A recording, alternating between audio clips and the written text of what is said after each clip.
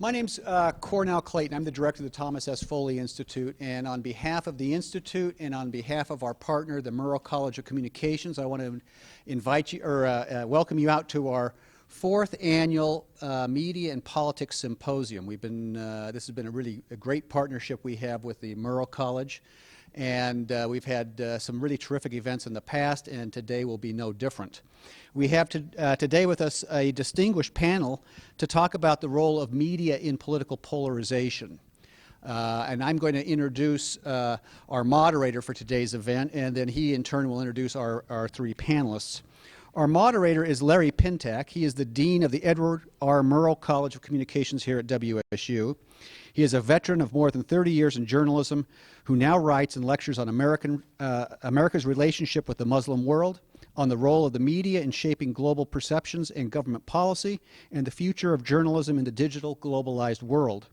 Prior to coming to WSU, Larry served as the director of the Kamal Adams Center for Journalism at the American University in Cairo. And before this, he was a CBS's News' Middle East correspondent in that region. Larry, thanks. Thank you. You will notice that even though we are speaking into a microphone, you are not hearing anything through a speaker. There is no PA system. The mic is for the tape because this is being taped for broadcast on KWSU. As Cornell said, I used to cover the Middle East, and there was one thing about the Middle East that was wonderful as a journalist. You knew that you had a career because the story was never going to go away. And much the same can be said for this whole conversation about media and politics and polarization.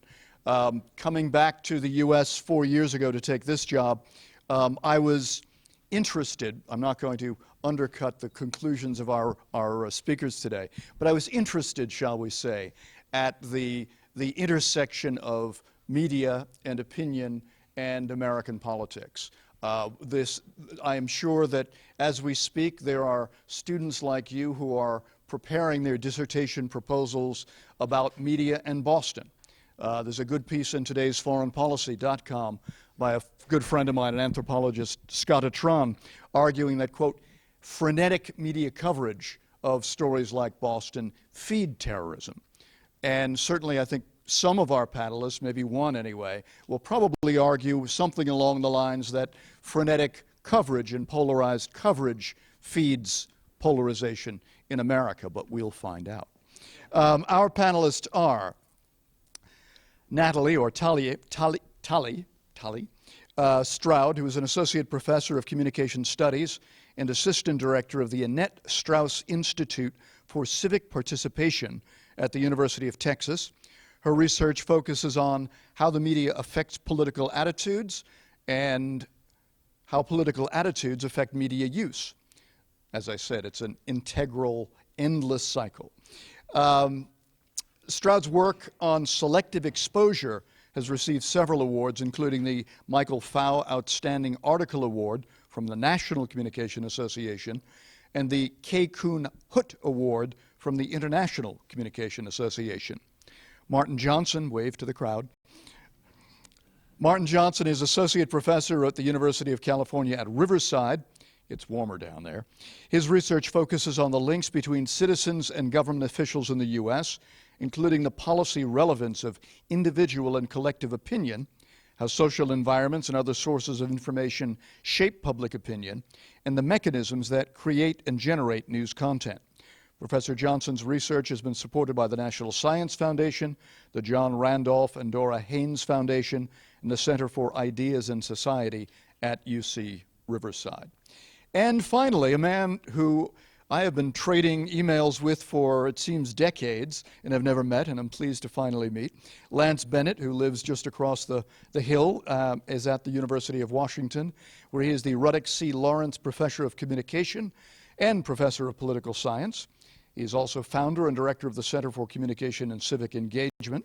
Professor Bennett researches political conversations, particularly the ways to make them happen more easily and probe more deeply. We could use more of that on talk television, certainly. Bennett is dividing his sabbatical among research projects in Seattle, the Kennedy Institute of the Free University in Berlin, and the Political Science Department at Stockholm University, where he is the Olof Palme Visiting Professor. So I will first, they're going to sit there rather than up here because they want to see each other's presentations so they can then try to undercut each other. So I will first introduce Tali.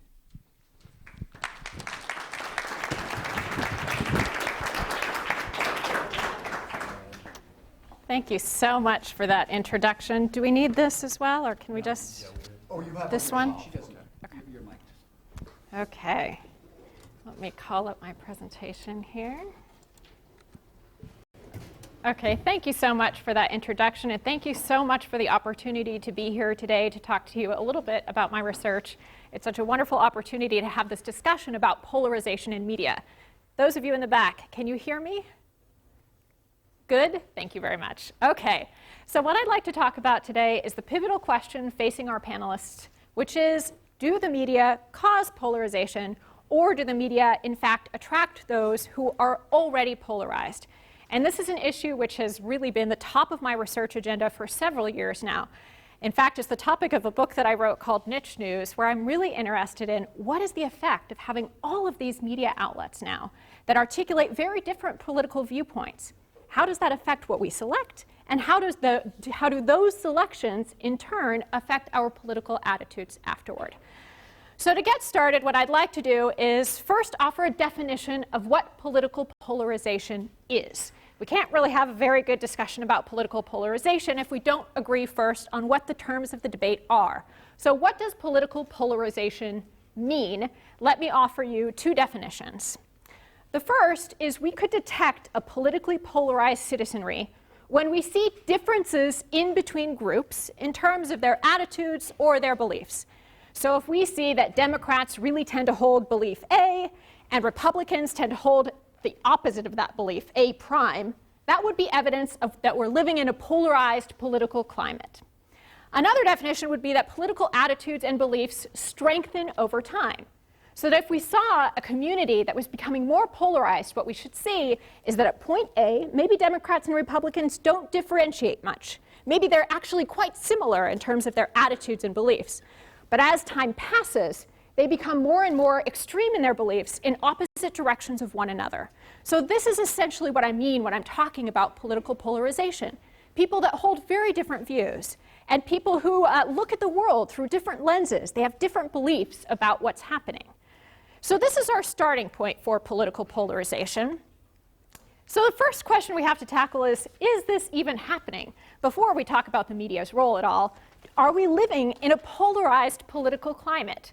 So let me just, as a show of hands, how many of you think, yes, we are living in a politically polarized age? Nice and high. Oh, how nice. I'm not speaking to a polarized audience on this question. It turns out that it is not always the case that audiences will say, oh yes, we are living in a politically polarized climate, and I'm sure several others will address that question as well. On one side of the topic, we can talk about elite polarization. So when we look at elites, when we look at congressional representatives, when we look at members of the media, are they more polarized today than what they once were? And by and large, academics agree on this. Yes, elites are more politically polarized today than they once were. And you can see this in all sorts of different statistics. For example, if you look at the percentage of time that our congressional representatives vote in favor of their party, over time, they increasingly vote more with their party. So this seems to be very clear evidence that political elites are more polarized today than they once were. Where you get more of a debate, and thank you all for agreeing earlier, this makes this slide a lot easier. Where there's more debate is whether or not the mass public is actually politically polarized. So yes, maybe we can all agree elites are more politically polarized, and on many indicators this is the case. But what about the mass public? Are individuals, are citizens across the United States more politically polarized than they once were, or are they polarized? My argument to you is that yes, they are more politically polarized today, and the small evidence that I'll offer you is if we look at presidential approval ratings over time.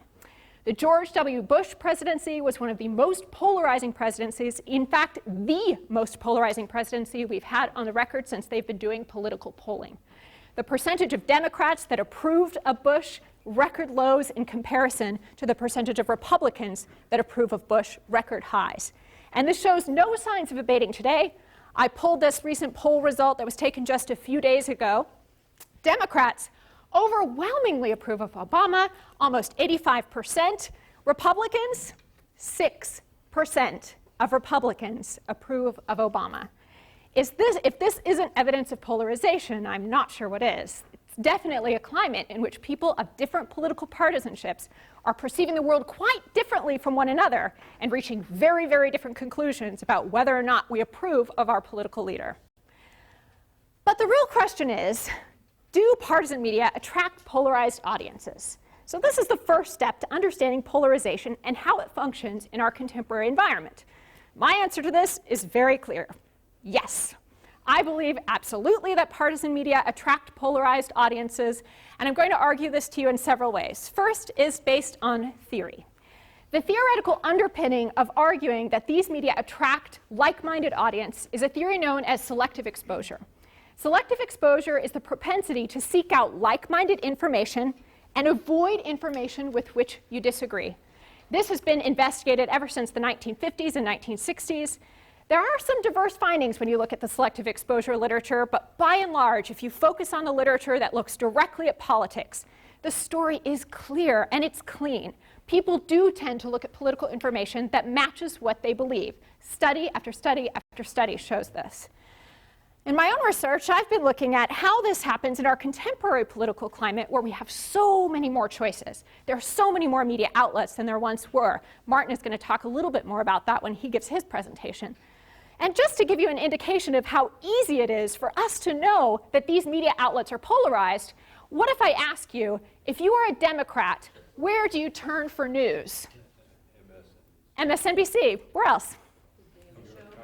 Daily Show, New York Times. It's super easy for us to identify what programs cater to Democrats. And this is not just a factor of the cable news environment. This is something that persists across the media landscape. There are outlets that Democrats and liberals are far more likely to read in comparison to conservatives and Republicans. Okay, let's try the same exercise briefly. What about Republicans? Fox, Wall Street Journal, very nice. Here I have Dallas Morning News, Rush Limbaugh, Fox, and Drudge Report. We can identify these outlets, and indeed, we've done surveys. So I participated in a survey, I helped to manage this survey of over 30,000 people. And we asked them, where do you turn for news? What newspapers do you look at? What talk radio programs? And then later in the survey, we said, what's your political partisanship? And by and large, they fell exactly into these patterns. Democrats looked at certain sources, Republicans looked at other sources. Another quick study that I'll mention to you, and this is just one of my favorite studies I've ever done, so I'm delighted to share it with you, is, okay, but are people really, are they driven in some way to look at information that matches what they believe? So this is the magazine study, and here's what we did. We brought people to a college classroom, and folks just like all of you here, and we said, hey, thanks so much for coming. We're so excited to have you participate in the study, but we're running a bit behind. I'm really sorry. Would you mind waiting in the lobby for just a little bit, and then we'll come and get you when we're ready? And so they sat in the lobby, and lo and behold, right beside them were a series of magazines. And these magazines were political. And an undergraduate student was sitting over on the corner there, appeared to be engaged in his studies, but he was in fact watching which magazines each person picked up and how long they read them. So he was tracking, were they picking up Republican-leaning magazines or Democratic-leaning magazines? And you know what? Oh, it turned out just as we had predicted. People were more likely to pick up and browse magazines that matched their political identity. So this is my argument to you that, in fact, partisan media do attract already polarized audiences. They draw people who already have a political affiliation to look at those media outlets that match that political affiliation. You see it also with Nielsen ratings. Here's some contemporary data to update us. Nielsen, unfortunately, doesn't ask political partisanship questions, so this is not the best data source for determining whether or not those who have certain political identities seek out matching media outlets. But you see here, Fox News, big ratings winner during the RNC, MSNBC, ratings winner during the DNC. So again, a persistent pattern, whether we look at surveys, whether we look at it in an experimental context, or whether we look at it using Nielsen ratings, there does seem to be some form of sorting where the polarized folks are going to media outlets that match what they believe. Now the next question, the one that will divide us as panelists a little bit more, is, do partisan media polarize audiences? My answer to this question is yes. And my rationale for answering this question is A, I believe theory leads us to conclude that partisan media should polarize people. Two, I think that we have evidence from lots of different experimental and survey methodologies that support the conclusion that, in fact, partisan media do further polarize audiences. Okay, first, why does polarization happen? This is the theory part of my argument. Polarization, when it originally was studied mainly in groups. So they have groups of people come together and engage in a conversation, and then they would measure pre to post, did attitudes become more extreme when people discussed in groups with like-minded others? And you know what they did? Study after study after study showed that when you get in a group with like-minded others, your attitudes, the group's attitudes, the average attitudes of a group, will be more extreme afterward than they were before. Why does this happen? There are two primary reasons. The first is social comparison. People within those groups want to be perceived well by their group mates, so they polarize just a little bit, so then they are perceived better by their group mates. Second explanation, persuasive arguments. When you're in a group, you'll hear new arguments that you've never heard before. And by hearing those arguments, they'll lead you then to have a more polarized extreme attitude, because now when you came in, you had 3 arguments in favor of your view. And when you left, and all of these people shared your view and shared their arguments, you have 10 arguments in favor of your view. So you should hold a more polarized view because you have more information to support that view. Now, my argument to you is that both of these mechanisms that have been well researched and documented in the literature apply perfectly when we're talking about media exposure. Easy one is persuasive arguments. When you're looking at partisan media that match what you believe, you're enhancing your argument repertoire. You're getting a lot more arguments for why you're right and why the opposition is in fact wrong. Second one, a little more tricky, social comparison. But if we buy arguments like Putnam, who argues that we're becoming more atomized individuals, that we're not talking with groups as much, maybe we actually see these television personalities as our friend. Some of you might have even had this experience where you might say something to someone like, oh, Riley's not here tonight, I wonder what he's doing. Or, why isn't Matto talking to me tonight? You almost have a relationship with television characters, with people that are providing your news for you. And so I think social comparison actually translates perfectly in a partisan media environment as well. Also, why does polarization happen? There are attributes of partisan media that lend themselves to polarization. There are ways in which partisan media convey the news that in fact exacerbate people's attitudes. First, there are 2 sides. In many of these partisan programs, you get side A versus side B, and they're battling it out. And that sort of an environment can lead you to be more polarized. Think of it like watching a sports team. When the Cougars are playing, do you say, oh, let me be balanced and look at both sides? Or does it energize you to say, yes, I want my team to win? I think the partisan media engender the same sort of way of thinking about things that lead you to have more polarized attitudes. You get a lot more opinion in polarized media, in partisan media, that can engender more polarization because people are articulating their views and their rationales for those views, particularly in favor of a certain perspective. And finally, I think that we see more polarization from partisan media because elites have bought into this system. Elites now give interviews strategically to outlets that will match their particular viewpoint. And the effect of that is to increase polarization. We have elites that broadly state what programming has what leaning. We've had Obama call out, for example, the Chicago Tribune for being Republican, call out Fox News for being Republican. We've had Dick Cheney call out the New York Times for having a liberal slant. Elites buy in, and when they buy in, their views then can translate to our consumption patterns and our polarization patterns as a result. So for these theoretical reasons, I think we have great evidence that polarization is, in fact, a consequence of partisan media. But I have more answers than that. I also have evidence to bring to bear rather than my theoretical arguments, although I hope that was enough. The evidence that I'd like to bring to bear is, I mentioned earlier that I participated and helped out with a survey of more than 30,000 Americans. This was the National Annenberg Election Survey. So we asked all of these people about their media diet. And then we asked them about their attitudes on all sorts of issues. The one in which I looked at most commonly was, how favorably would you rate Democrats? How favorably would you rate Republicans?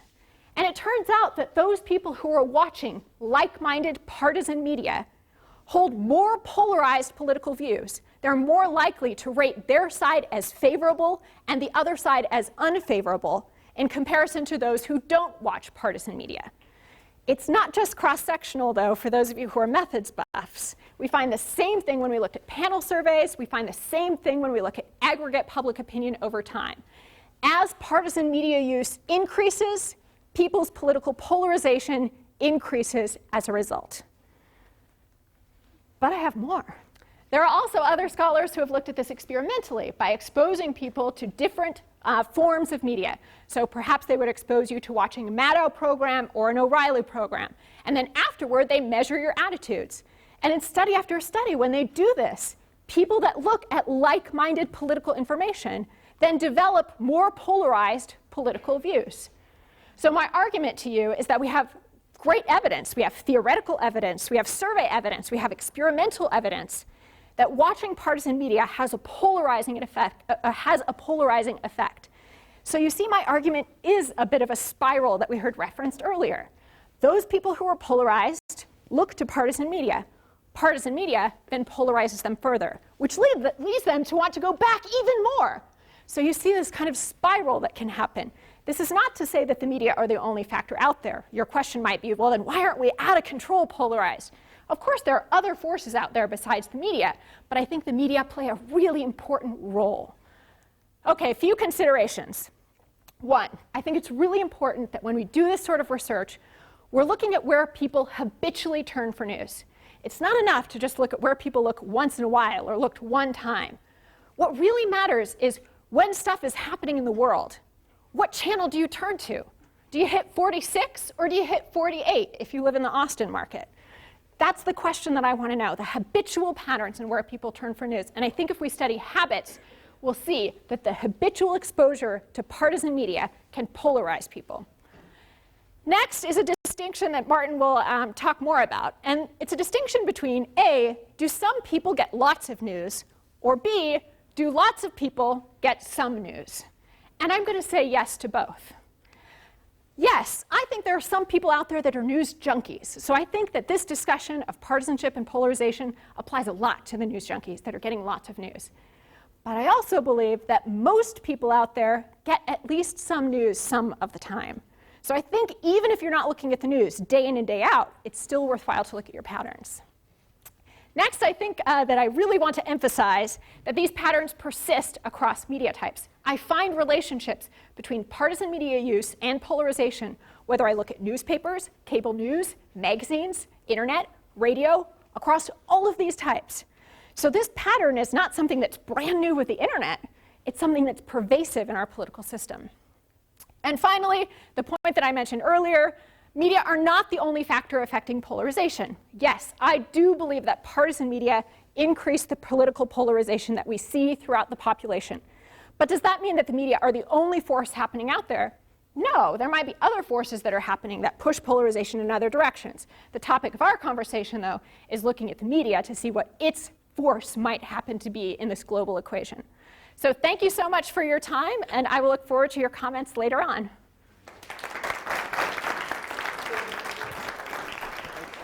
Martin Johnson, I'm suspecting that you don't necessarily 100% agree with everything Talia has said. I think we agree more and about really important things than may initially seem to be the case. But yeah, there's some points of disagreement. It's okay. All right, so I am going to talk about, if I can get this set up, I'm going to talk about my ongoing work with Kevin Arsenault, who is a professor at Temple University. We have a book that is coming out in August on University of Chicago Press, so watch the bookstores, called Changing Minds or Changing Channels, Partisan News in an Age of Choice. And we are primarily focused in this project that we've been working on for a number of years on experimental evidence about this sort of second sense of polarization that Talia is talking about. But before we get there, let me just step back and kind of go back over some preliminaries that Talia started talking about. First thing I want to illustrate is this sense of what's going on in the media environment writ large. And this is a graphic that traces the growth of cable channels. This is the average number of channels available in each home in the United States. Cable and satellite penetration is extraordinarily high, particularly as you get into the contemporary period, and the number of channels available on set-top boxes and these different kinds of subscriber television have just skyrocketed into well over 100 in the last 10 years or so.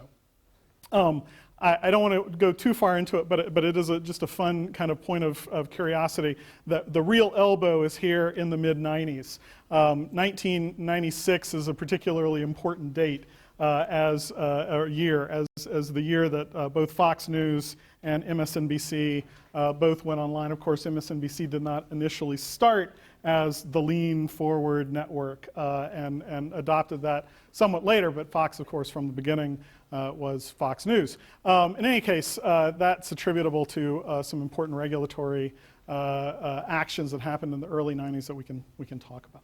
There's been a proliferation of channels, and that's obvious to everybody who owns a television and a set-top box. And the thing that preoccupies us, of course, are these guys, just a few faces with names. This is, if you don't know him, Sean Hannity, who operates one of these contentious politicized talk shows on Fox, and of course Papa Bear O'Reilly on Fox News as well. And then of course we're interested in these folks too. We've got Rachel Maddow and Keith Olbermann at another time on MSNBC. Again, the kind of preliminary point on which everyone agrees when it comes to the contemporary news talk environment on television is this question of sorting.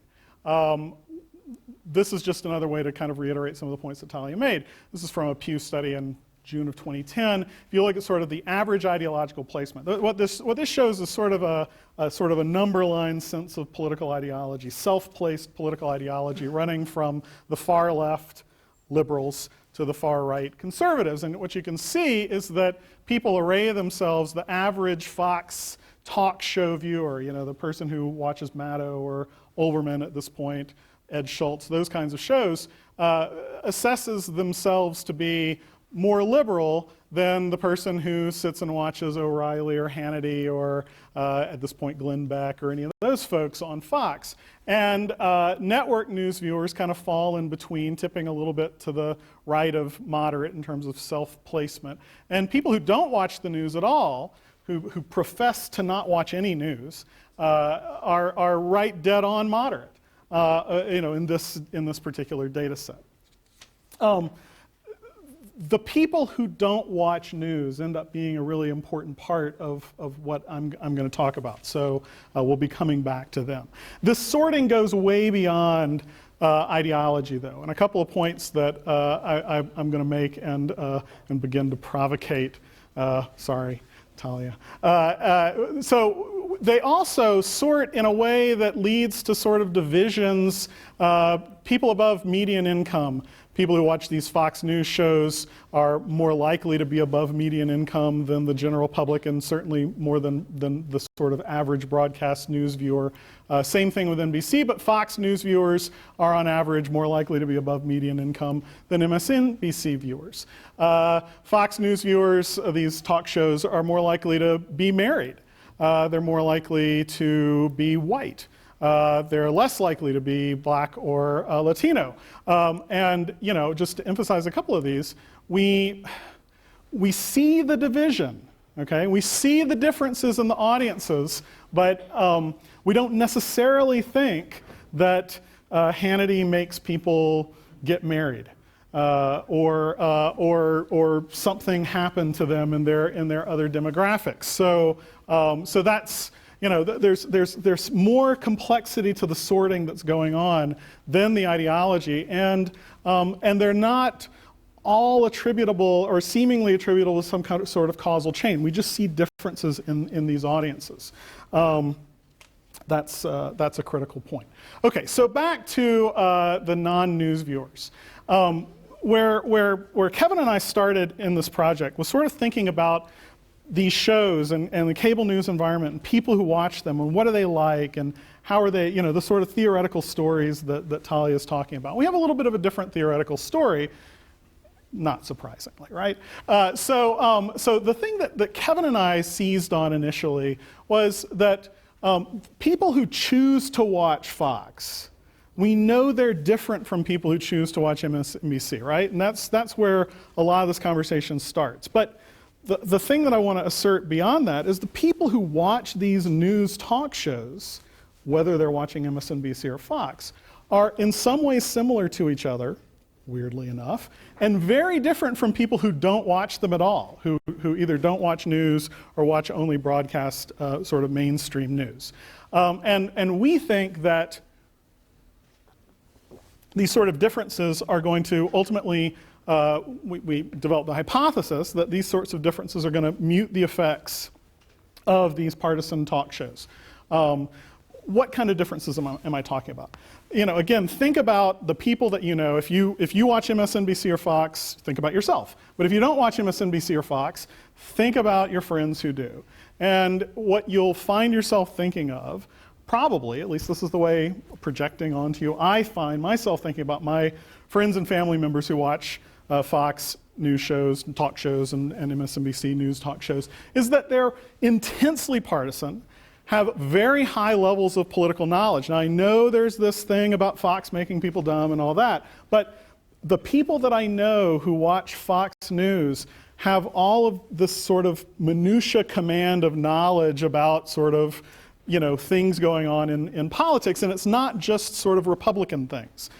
There's the people that watch these news talk shows are really surprisingly well informed about politics. People who don't watch these news talk shows and either watch mainstream news or don't watch news at all are far less knowledgeable. Now, the critical couple of things here are that the people who watch these Fox and MSNBC news talk shows represent a sort of small fraction of the audience to begin with. It's not, in spite of what your social network might be like or my social network, it's not a lot of people. It may seem like all of our friends watch one of these things or something like that, but that's because we are ourselves highly politically interested, oriented people. When you look at the population, these shows end up having much smaller audiences than the ABC Nightly News or the NBC Nightly News more than ABC Nightly News. So in any case, we think because of the size of the audiences, there's sort of this dilution to the effect of these cable talk shows. And then second point, and this is perhaps in many ways more important, they have different effects on different types of people. People who want to watch Fox News talk shows or MSNBC talk shows and have these high levels of political knowledge tend to have very stable opinions about issues and have attitudes that are informed by lots and lots of knowledge, and so they sort themselves into these shows and they keep hearing confirmatory material, but they went into it with such a high knowledge base, we think they're going to be less likely to be affected by it. If you forced someone who doesn't want to watch these shows to watch them, because they generally have lower levels of political knowledge and understanding than the people who want to watch them, they're actually pretty persuadable. And this ends up being sort of one of the first methodological points, and that is we are concerned that a lot of the studies, and there are a lot of studies that do show that partisan cable talk shows can be very influential, are perhaps influenced by some of those more persuadable people ending up sort of being forced to watch those shows. And I'll talk a little bit about some evidence to that effect shortly. we think that exposure to these cable news shows tends to have a smaller effect on news seekers. They have a larger knowledge base, a more stable store of political attitudes. And then finally, this is a little point that I'm not going to delve into too much, but we may come back to it at some point. A lot of people out there put a lot of stock and faith in the idea that, maybe if we could just get the Fox people to sit down and watch MSNBC, or get the MSNBC people to sit down and watch some Fox, we could all come together and work things out. We don't believe that's going to happen. And the reason is, we think if you take a committed liberal who wants to watch NBC and sit them down in front of Hannity, they're just going to get mad, and they're going to start yelling at the screen and all that good stuff. In fact, some people I know do that on the left and the right, like to rile themselves up because the counter-attitudinal news is going to motivate their partisanship. Okay. Traditional experimental designs force people to watch things. Okay, it sounds more sort of draconian than it really is. You take someone into a laboratory environment, you randomly assign them to watch one thing or another, and that's what I mean by forcing. It's a perfectly sound experimental design and informs so much of what we know about political communication. So I don't want any of you to take away from this that I'm an opponent of this sort of thing. But the limitation here is that we aren't gauging a sense of choice. If we're interested in choice, and this is a point that many, including Lance, have made, we need to start developing research designs that try to grab some sense of choice, and that's one of the things that Kevin and I do. We have developed this thing called the selective exposure design, or at least that's what we call it. And what it does is it brings people into a laboratory environment and fully replicates one of those forced experimental designs. We force people to watch this, that, or some other thing. But other people, another group, are randomly assigned to have some kind of choice over what they watch. And generally what this looks like, I'll have a little schematic here that we drew up at one point, is sort of like watching TV at home in a very contrived sort of way. We've got DVD channels. We're playing DVDs of the types of programming that we're, the very same programming, in fact, that we're forcing people to watch. It goes to an AV switch that operates essentially like a cable box, and they've got a remote control. And they can sit there and they can watch as much or as little of each of the four things that are going on in the forced treatment experiment. We're looping back and capturing their channel-changing behavior and timing how much time they spend on each of these various viewing opportunities. When we sit them down to conduct this and we start playing them things to watch, we're having them watch these sorts of things, okay, back to these guys and gals. But we're also having them have the opportunity to choose programming like Cesar Millan and his show The Dog Whisperer on the National Geographic Channel. You may not know this one, For Rent from HGTV. Donnie Tackles the Globe, which was on the Travel Channel, and Pet Star on the Animal Planet channel. What we did was we gave people, in addition to political options, entertainment options. And what that allowed people to do who didn't want to watch politicized programming was sort of pull themselves into the entertainment programming. And what this does, we think, is pull sort of out of that choice environment a lot of people who would be the most likely to be influenced by political programming. They might be most likely to be influenced by Donnie Tackles the Globe, but we're not interested in that today. We're interested in political polarization, right? So when they, well, I'll just go forward. When they have the opportunity to watch whatever they want to watch, we see people sort themselves into what kind of looks a lot like two audiences. We get a big spike of people in our studies over time who watch very, very little political programming. This is just a time count of seconds spent watching a political show. We get very high stacks of people who don't watch any of it, who basically turn it off in favor of watching The Dog Whisperer. And then we have, another little modal peak of people who watch a lot of the political shows. So we sort of see these two audiences that we're talking about, entertainment seekers and news and political information seekers. This just gives you a little bit of a flavor of the kind of experiment we ran. We brought people into a laboratory environment. We gave them the opportunity to be forced to watch or choose among, I think the options were an episode of O'Reilly, an episode of Olbermann's show, this Dog Whisperer show, and this Donnie Travels the Globe show. And the people who were forced to watch pro-attitudinal programming had this very strong sort of polarization effect. That's what this bar means. This is a folded measure of opinion about Obama. So if you are a Democrat, this is indication that you have been moved toward Obama, more favorably toward Obama. And if you are a Republican, it means that you've been moved away from Obama. This is a folded measure. And we see that people who are forced to watch pro-attitudinal programming become a lot more, in a sense, polarized. That's because we forced these people to watch this. In the choice environment, it's a much, much more muted effect. And in this particular one, although it's not necessarily the case across all of our studies, the counter-attitudinal was also a much more muted sort of polarization effect.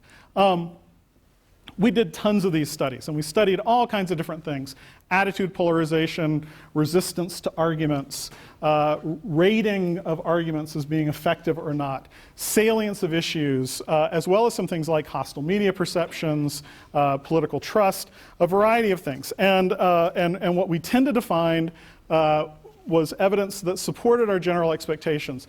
In a choice environment, the effect of cable news was muted, and again, we think it's because we had another set of research designs that I'm not going to go over, but tease this out.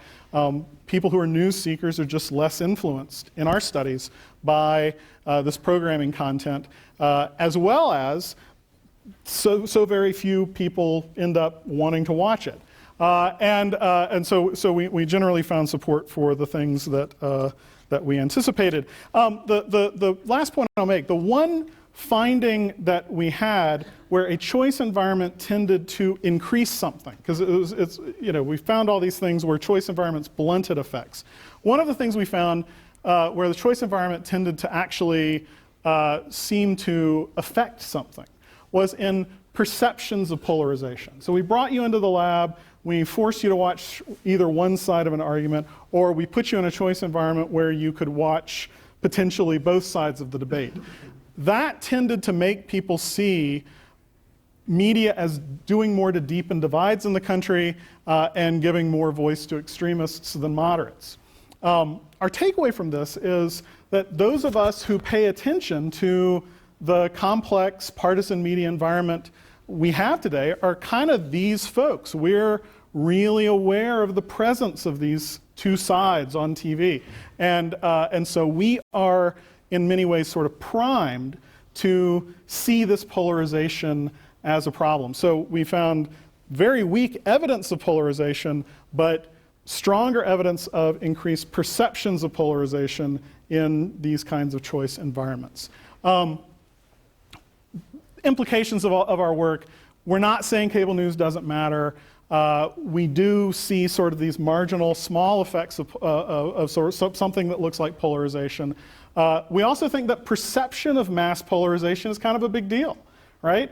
It's kind of relates to something that we were talking about at the very beginning, that we sort of almost whip ourselves up into a dangerous belief in polarization. We definitely think there's tons of more work to do on this, which fold into some of the things that Tali is talking about. We haven't done anything to look at how this adheres to political discussion. We're interested in bringing the mainstream media into our research, as well as some other things. It's not on the slide, but the last point that I'll make, and maybe this is a segue into some of what Lance is going to talk about. One of our big takeaways from the years of work on this that we did was that we worry about polarization and have a big public conversation about this because the contemporary media environment makes it so easy for people to just simply avoid news of any kind and watch Jersey Shore and Hillbilly Hand Fishing and all those great reality shows up and down the dial. one of the types of polarization that we think is out there and needs to be recognized is the big divide that's being widened, we think, between people who are interested in politics and pay attention to it and people who don't pay attention to politics and aren't interested in it. The informational resources of these two groups of people are pretty big and getting bigger. With that, I'll turn things over to Lance. So, thanks. Lance Bennett, because this is about polarization and television and black and white. Who's right? Oh, I Is it must be. Tali or? I'm going to say it's the wrong question, but stay tuned for that. And I'm going to do another dangerous thing. I don't have a PowerPoint. Sorry. I had a PowerPoint at a talk earlier today on a different topic, so sorry you missed that. I don't have a PowerPoint for this talk. A friend of mine who lectures 300 venues a year said that as a young political scientist, he learned that power corrupts. And as a lecturer, he has learned that PowerPoint corrupts absolutely. But what I would like to do, I should have put this on my iPad. For the youngsters in the audience, this is what a presentation looked around 1990. Okay? But I want to talk about why I think this is the wrong question. Without doubt, there is media polarization. Talia is absolutely right. And Martin is absolutely right that it's more complicated than we generally think it is. And I want to ask the question, where does it come from? Right? Is the media just free floating on its own reality above everything else? Or is something feeding the polarization? And what I want to argue with you is that, yes, there is something feeding the polarization. I don't want to scare anybody, but it is corruption in our political process. The institutions that make our policies, that define our issues, that set our agendas, have been corrupted by money in politics. Most Americans know that, and 77% of Americans think it's a problem. Despite the fact that a supermajority of Americans think the corruption of government by money is a problem, the government continues to pass laws that allow more money into the political process. Okay? What does that do? It buys and sells issue positions. Issue positions that are uncompromising because the people paying for those issues don't want compromise to enter our political process. So they also fund candidates who run in electoral districts that have been gerrymandered to be non-competitive, which means that candidates running in districts that are non-competitive can take extreme positions without risk. Without risk, because if they're a Democrat, they're going to get reelected. If they're a Republican, they're going to get reelected. And on top of that, in the primary process, anyone who sways from the interests of those who want those candidates to represent particular issues is going to be defeated by the inflow of money into the primary election process, which draws the most extreme fringes of voters on both sides and holds a litmus test to the candidates running in those districts to make sure that they are going to be extremely committed to particular ideological positions. Sorry if I've depressed anyone with that statement. And yet we're drawn to the media. The media is the symptom of the underlying disease. The disease is the corruption of our institutional governance process. The media simply play out the positions that extreme politicians have taken in the government. And then they magnify it. And of course they magnify it, and then the people who are watching the media get totally caught up in the drama of it. But I want to start by pointing out two things. One is, let me give you my take on polarization in the media, because that's the title of this conference, so I had to say something about that. We have a rude democracy. My colleague Susan Herbst has written an interesting book called Rude Democracy. So we have a rude democracy, and if you want to tune into it, you've got more channels than ever to do so. And the solution from liberals generally is, let's get the media to be more responsible. let's get the media to be more civil. It's incivility that progressives are concerned about. It's the polarization offends progressives because it's uncivilized. So let's restore civility to our political discourse. And indeed, that's not a bad goal, except it's never going to work. And even if it did work, it wouldn't solve the underlying problem of political corruption. We just have a more politely corrupt democracy. What I want to get to at the end of this is the invasion of money, buying issues and candidates backing up those issues who will not compromise their positions.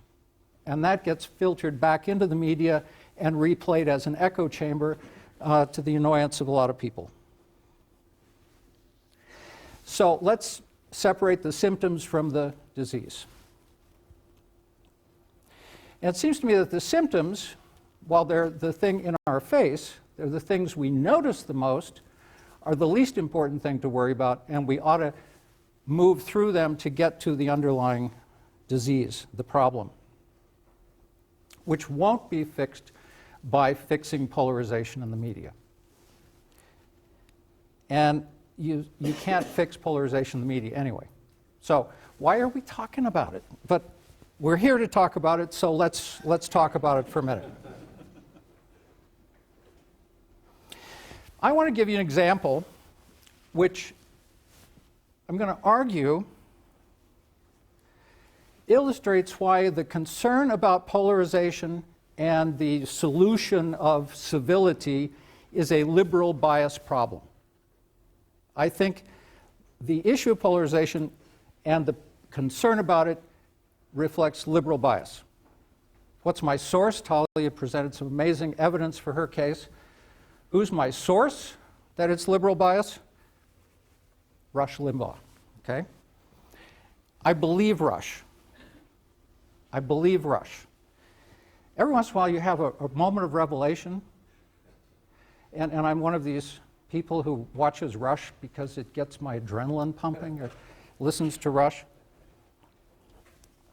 Rush gives me a rush. And here's a scenario. One of our earlier national mass shootings occurred in 2011 in Tucson, and among the victims of that shooting was a congresswoman named Gabrielle Giffords. And the left-wing media, MSNBC, became totally inflamed around all the right-wingers who they believe incited this violence, And among the targets of the left-wing media was none other than Sarah Palin. Anybody remember her? And it turns out that Sarah Palin had set up a website in which, the gun sights of a rifle targeted particular members of Congress and encouraged American patriots to reload and lock in on those members of Congress, among whom was Gabrielle Giffords. Sarah Palin did not like being accused of inciting violence. So she responded, because she had the mouthpiece at that time of Fox News.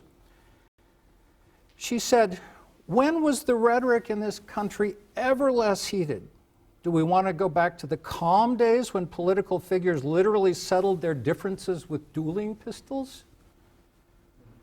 She then went on in this speech defending herself against these charges that she had incited violence. That's real polarization when people start getting shot. She said that the people who were accusing her of inciting violence were effectively committing a blood libel, against patriots like herself and her followers. That's an interesting construction, because a blood libel is a charge against Jews, often in anti-Semitic context. But in this bizarre construction, the real victim of the Tucson shooting was Sarah Palin. Yes, she was the embodiment of free speech, an American Joan of Arc, reclaiming her homeland for true Americans and liberating it from the siege of freedom-hating liberals. Okay.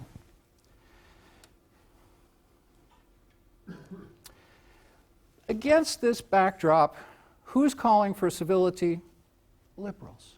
Well, and the four moderate Republicans left in America. But it's mostly liberals. It's mostly liberals, including our current president, Barack Obama, who gave a graduation speech at the University of Michigan during this whole era of hostility. And to the graduating class of Michigan, he said this. He said, "The problem is that vilification and over-the-top rhetoric closes the door to the possibility of compromise. It undermines democratic deliberation. It prevents learning, since after all, why should we listen to a fascist or a socialist or a right-wing nut? It makes it nearly impossible for people who have legitimate but bridgeable differences to sit down at the same table and hash things out. It robs us of a rational and serious debate that we need to have about the very real and very big challenges facing this nation. It coarsens our culture, and at its worst, it can send signals to the most extreme elements of our society that perhaps violence is a justifiable response." What a reasonable thing to say.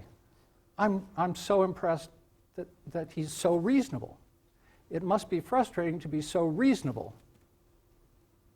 Can you imagine the frustration of being reasonable in this culture?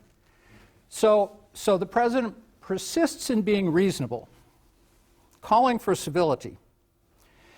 After that speech, I tuned into Rush Limbaugh to see what America was thinking. And a caller called in about this speech, and she said, "The president is trying to censor us. His calls for us to tone down our rhetoric, to compromise our position, are censorship. The liberals want to censor the right in America." And Rush went on an interesting riff following that caller.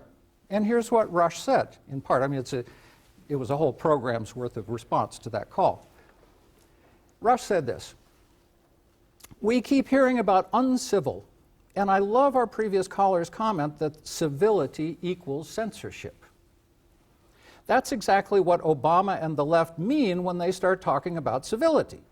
We need to bring civility back to our discourse, they say.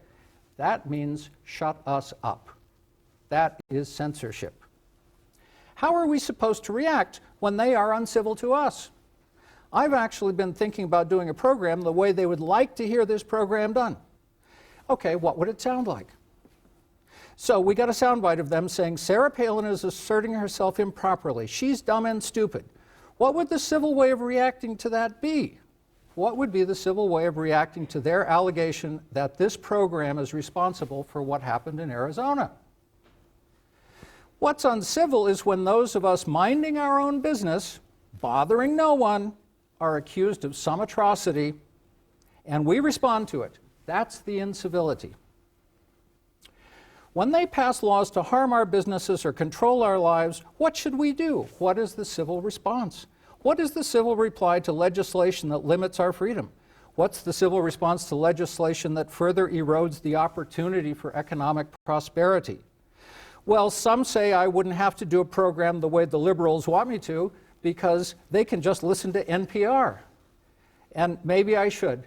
The program they want me to do is NPR. We don't need lectures from uncivil leftists about civility, much less from Obama, and all the other incendiary things he's had to say, both as a candidate and as a president. In fact, ladies and gentlemen, isn't one of your complaints the Republicans are too docile? Isn't one of your complaints the Republicans just sit there and take it, and the left is always on the march, always accusing, always throwing bombs, and the Republicans just sit there and take it? Apparently, the civil thing for Sarah Palin to do is to get down on her hands and knees and beg forgiveness for her obvious crimes, and that's what some Republican candidates would have done in the past, but Palin isn't that kind of Republican. So calls for civility and ending polarization are taken as incendiary by some who have uncompromising positions because they have received the truth. And if you had received the truth, would you want to compromise? I guess not. So here's the more important question. How did so many extremists get into our political process? And I have to say, how did so many more on the right get into the political process? Because this isn't a bipartisan problem, the civility problem. Sorry. What is a bipartisan problem is the underlying corruption of the system that feeds it.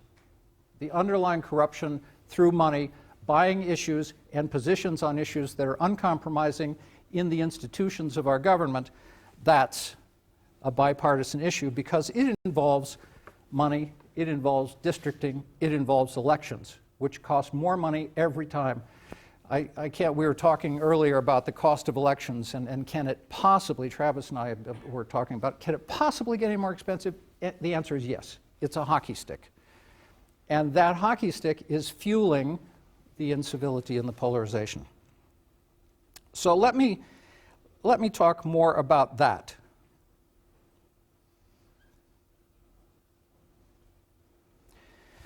If we don't have a good old-fashioned government reform movement that doesn't just hope Congress is going to pass a law, because even when Congress passes laws, the Supreme Court overturns them, okay? So let's not wait for Congress to pass a law that the Supreme Court won't overturn, because that's not going to happen in our lifetime. What we may well end up with is a democracy in name only. Call it DINO for dinosaur democracy. If we end up with democracy in name only, who would ever tell the people that it's not a democracy any longer? The media? No. The elected officials? No. We have to make that decision. I'm a card-carrying political scientist, and you know what? That was never discussed in graduate school. I got out of graduate school without being able to tell when democracy stopped being democracy. So you kind of would like to have a test for that. You'd like to have a measure for that so that you can sound an alarm of some sort. You know, we're over the edge. We've redlined on democracy. We aren't representing the people on gun control. We aren't representing the people on health care. We aren't representing the people on environment and climate change and energy policy.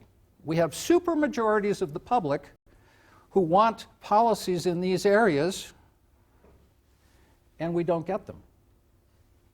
So there's a huge mismatch on core issues that affect our future, public opinion, and outcomes. A huge mismatch. So what do? Well, actually, the answer is fairly simple. We stop watching television, for one. And after we stop watching television, we get together. And maybe we use the internet. Maybe we create online forums. Maybe we crowdsource this problem of democracy and decide what is the issue for us, what would we like a democracy to do, and what kind of action do we want to take to bring it back. And then we use the media that we all have in our pockets and our purses and desktops to help organize a public response that actually pressures Congress and elected officials to do something on a lot of levels. Get the money out of politics, review the gerrymandering that's gone on to make Congress the way it is today, and look at issues and hold issues accountable to public opinion on those issues, not to the distortions of our electoral process. That is not producing the kind of policies on those issues Americans want. So in the end, we need an old-fashioned social movement. We've had it before.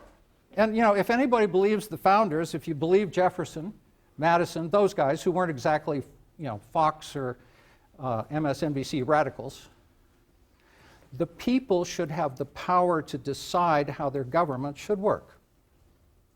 And so rather than sitting back and listening to the media and getting mad at each other, we ought to get organized with each other and create a reform movement of the sort that this country had 100 years ago, that progressively reformed the political process, cleaned up corruption, changed the electoral system, and restored better democracy to America. And if we don't clean up this mess now, it'll be harder to clean up in the future. It just will. So I know it's hard to think about doing that when you're already busy. I can tell you guys are so busy already that adding one more thing like saving democracy to your daily agenda is going to be just too much. But if you don't do it, who will?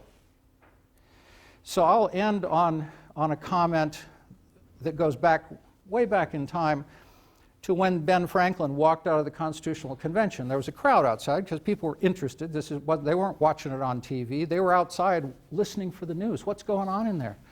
And a woman asked Dr. Franklin, she said, well, what kind of a government did you create in there?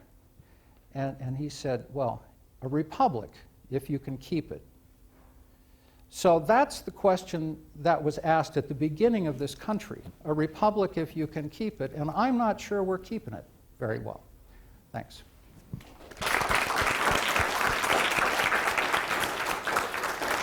Cornell, when you invited him, did you know he was such a bomb thrower?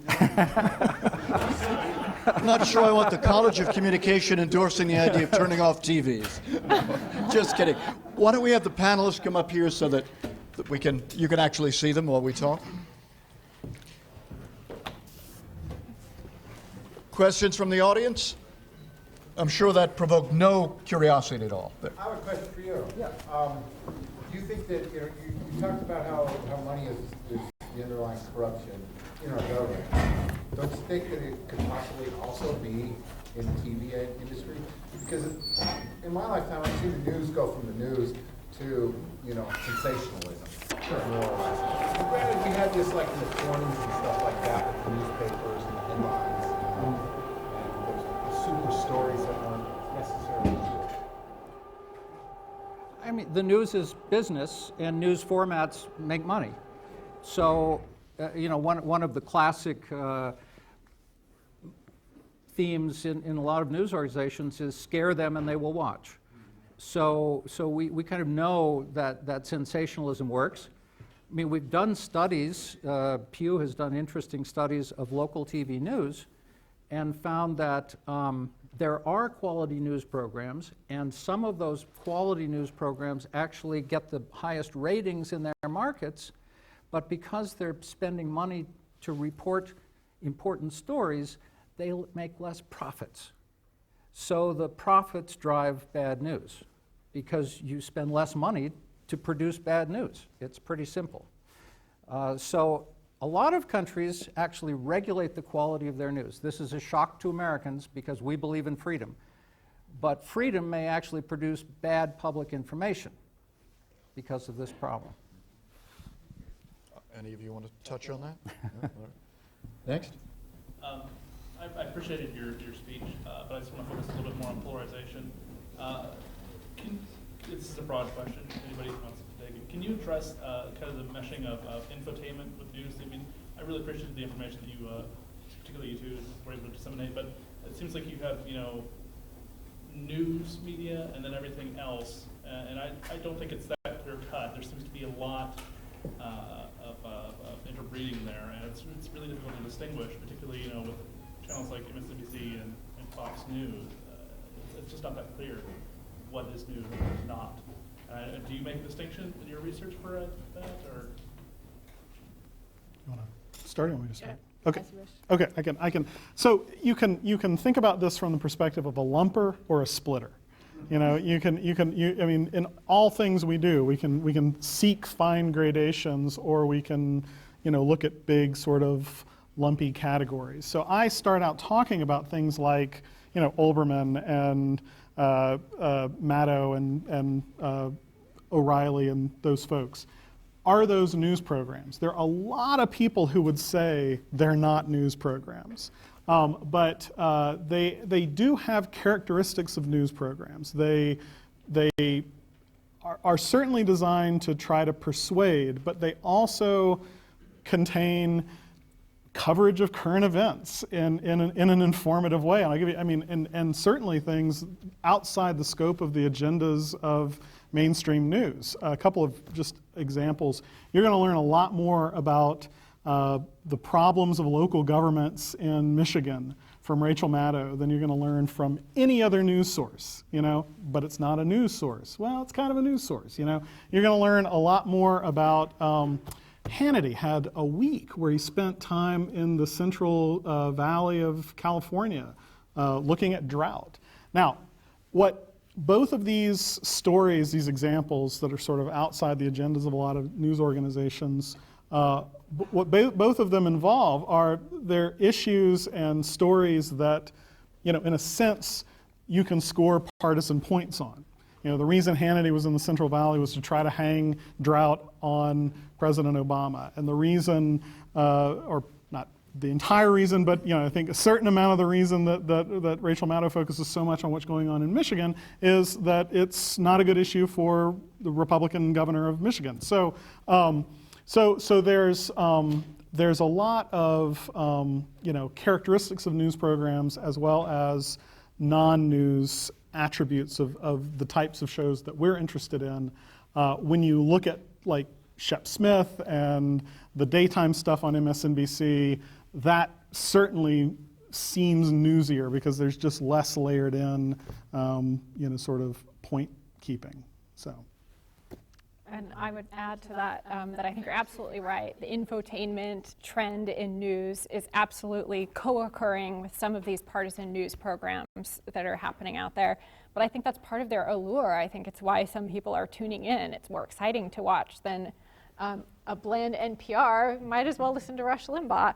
So I think that those two trends are co-occurring, and indeed research shows that if you compare a rather bland interview to one in which there's a lot of back and forth discussion and it's more heated and it has that informational component, people prefer that more entertaining infotainment sort of news.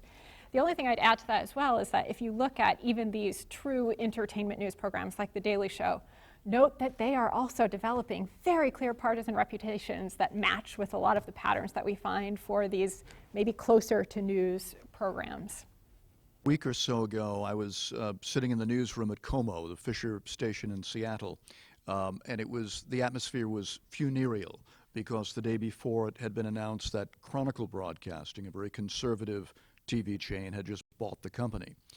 Today, we open the New York Times, and we find that the Koch brothers may be buying the Tribune Group, Chicago Tribune, Los Angeles Times, et cetera. What does that say about where we're going, money in politics, money in media? Tali? I mean, I would start by saying I think that it just demonstrates the intertwining of media and politics and how our news is so fundamentally connected to partisanship that people think it's a profitable business decision and a smart business decision. In that very article, they said this isn't going to be a moneymaker for them. They have a huge corporation. This is just kind of a little thing on the side. But they think it might have some effect. I mean, they think this might be an effective way of moving public opinion in some ways. They read your research. Who knows? But I mean, I think that the media, I think that businesses recognize the political power and the importance of getting into the media. They understand that that's the issue. The only thing I would add just briefly in response to the earlier question is, I think in some ways what you're getting at is correct, and I don't want to minimize the problems associated with money in politics, which are multiple, but I think there's also a human cognition problem that really underlies why we have the partisan media that we have today. We have a preference for like-minded information. This has persisted across lots and lots of time periods and across lots and lots of different topics. And figuring out how to get to that, I think, will help us to break up some of the media habits that we see people forming of looking at like-minded information. Well, I'm going to be a little bit of a Pollyanna, I think, and so I don't want the Koch brothers to buy the Tribune Corporation. That's probably not. I'd probably rather see that not happen. But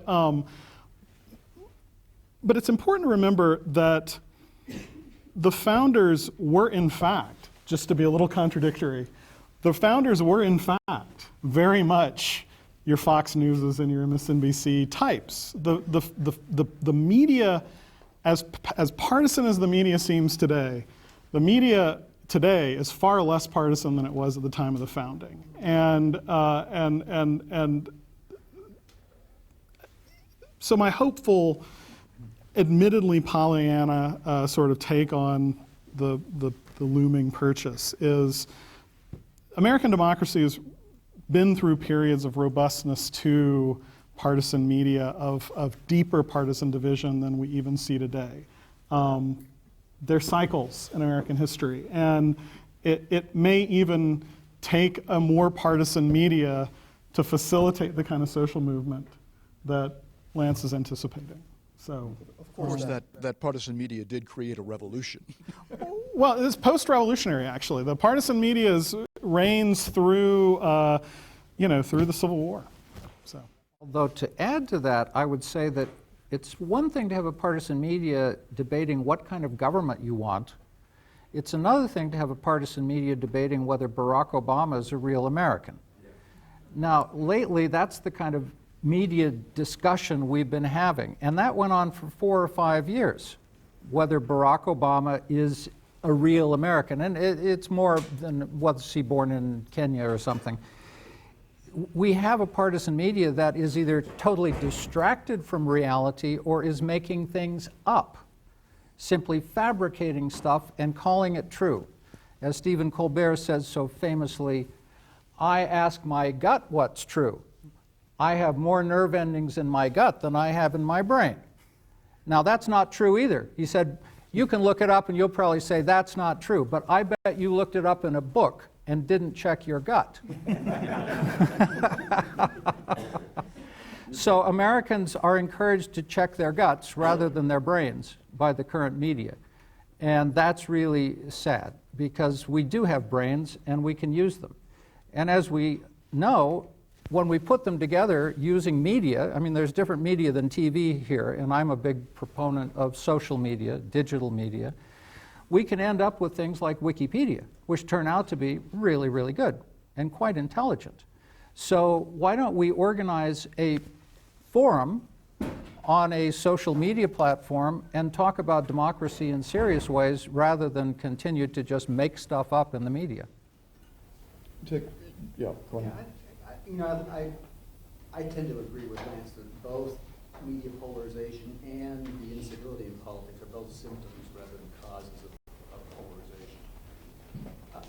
I'm less convinced that this is just about money in politics, for lots of reasons. One is money's always been in politics. But we've had past periods of great polarization when money wasn't in politics. And I also think it's a matter of partisan reapportionment, because the Senate's just as polarized as the House is, so it has nothing to do with the way we draw our district boundaries. We had Mo Fiorina here on campus a couple of weeks ago, and his argument is pundits get this all wrong when they talk about polarization. Really what's happened is partisan sorting. So here's my question to you, the panelists. Here's the hypothetical. If we still had conservative Democrats and liberal Republicans, if we didn't have the partisan sorting that's taken place over the last 20 to 30 years, would we have media polarization like we have today? And would we have a problem with money in our politics? Well, I'll start. I think that we would not have the same media system today. I think a lot of the reason that we have the media system we have today is because it's a business. They're looking to effectively segment the market, increase their market share, and make money. If we had very robust areas of the body politic that were interested in another point of view, media companies would pay big money to know that and would create programming to try to cater to those views. That's my view. I think we probably keep alive the sort of the red meat of Fox and MSNBC, but the presence of your liberal Republicans and conservative Democrats maybe facilitates more, the availability of sort of a niche market for that kind of information, and maybe strengthens some of the, Mo's argument is public attitudes haven't polarized that much. Right. They're still amazingly moderate. So what the media is reflecting is really elite polarization. the people that they can cover. And the fact of the matter is that covering your extremist co-partisan is more interesting to the average cable talk show than the more moderate either co-partisan or opposite partisan, although that opposite partisan is kind of interesting. So I think the presence of more in the center, in the Senate, and in the House would just give a sort of more mainstream kind of talk show or news outlet more people to cover. And so you might see something fill that center on this media spectrum potentially. But I think you keep Fox and MSNBC kind of the way they are. There's a niche for everybody. We take 2 more questions and we better wrap it up. You've been persistent in the back. All right. My question is, this is for the panel at large, do you think it is more likely that the internet, social media and whatnot, would bring about a new wave of democracy, or, because of the dizzying options available, increase partisanship? Sounds like a question for Lance. Well, it is in fact doing both right now. We see in everyday use of the internet the same sorting. People are going to their preferred, political sources. So you see a polarization online as well. But you also see these tremendous moments of collective action and mobilization that have huge impacts. Just using Facebook and Twitter and off-the-shelf commercial technologies.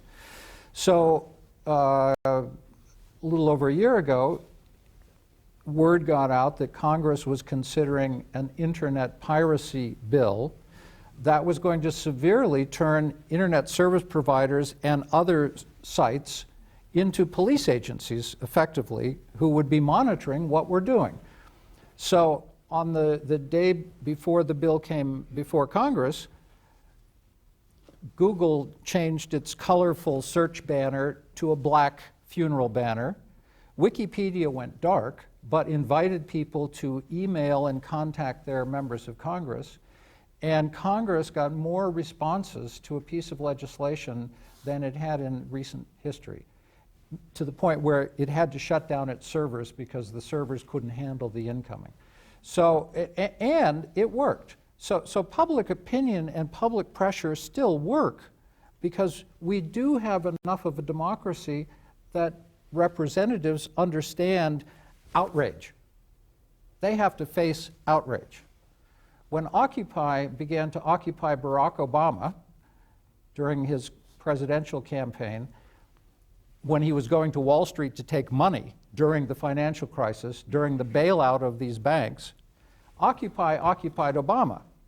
And Obama began to talk about inequality in America, and actually referencing the "we are the 99% outside the hotel where his fundraising dinner was taking place. And he began to make speeches, and the question of inequality in America, which has grown enormously over the last 30 years, became part of our national discourse for a moment. So Occupy organized a discourse about inequality and who gets the biggest share out of our economy and who should decide what our economy is for. Isn't the economy also a democratic product that we can make decisions about? Who knew we could even ask that question? But millions of Americans asked that question, and inequality became part of national media discourse for a time. So there are effects. I'm just curious for the follow-up. Recently this week, CISPA passed the House, which was the follow-up to the bill that happened there. And then Obama still went to Wall Street and accepted money. How good did that work? Well, people need to continue to focus on these issues. And, reform is a hard thing. It takes commitment. It takes caring. But we don't talk enough about our democracy in the media to kind of even know what it is, or whether we've still got one, or how well it's functioning. So why don't we move some of the nonsense out of the media? And I'd be more concerned about media nonsense than media polarization, just to put a point on that. One more question, then we're out of here. No? Anybody else? Going once, going twice? All right, well, thank you so much. Lance Bennett, Martin Johnson, and Natalie Stroud.